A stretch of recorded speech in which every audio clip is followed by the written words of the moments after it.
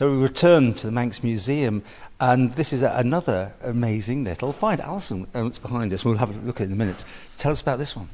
This is another wonderful find of Viking Age treasure, but this time we have 87 silver coins, or silver pennies, along with some silver, hack silver we call it. It's essentially pieces of jewellery that have been cut up, ready to use in financial transactions, so as a form of currency. Mm-hmm. How important a find is it? It's really significant because it emphasises the fact that during the Viking Age, the Isle of Man was this really essential hub of economy and trade for the Vikings.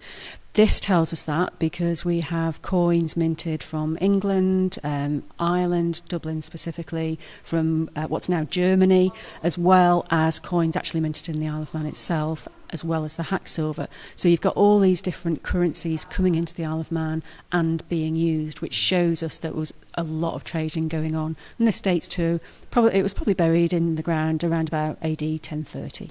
And when you get hoards like this, obviously there was trouble at mill sort of thing. People bury their treasures, something's coming along. Is that the case with this thing? I think so. It's difficult to tell. I think with this particular hoard, it does seem to be more of a savings account, if you like. So it probably was buried for safekeeping. Our numismatic expert who's been helping us identify the coins has referred to it as a kind of Viking Age piggy bank.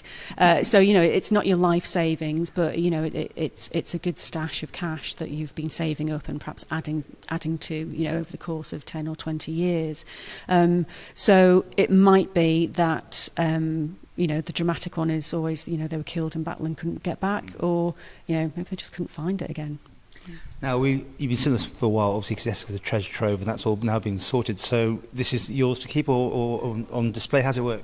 Yeah, part of the reason for the treasure legislation is to ensure that finds like this, which are so important to the Isle of Man's history and to the wider Viking history, get to stay on the Isle of Man and they become part of the Manx National Collection. So that's our job here at the Manx Museum, to care for things like that. It seems it's happening every few months. You're getting things being found. It must be quite exciting, isn't it? It's really good. There's been a real flurry, mostly from Cath, but there's been a real flurry over the past few months. But it's all been very different material. We've had 2 Viking Age treasure finds, but very different. Completely different times, probably buried about 80, 100 years apart. So actually nothing to do with one another, but both really important for Viking Age studies.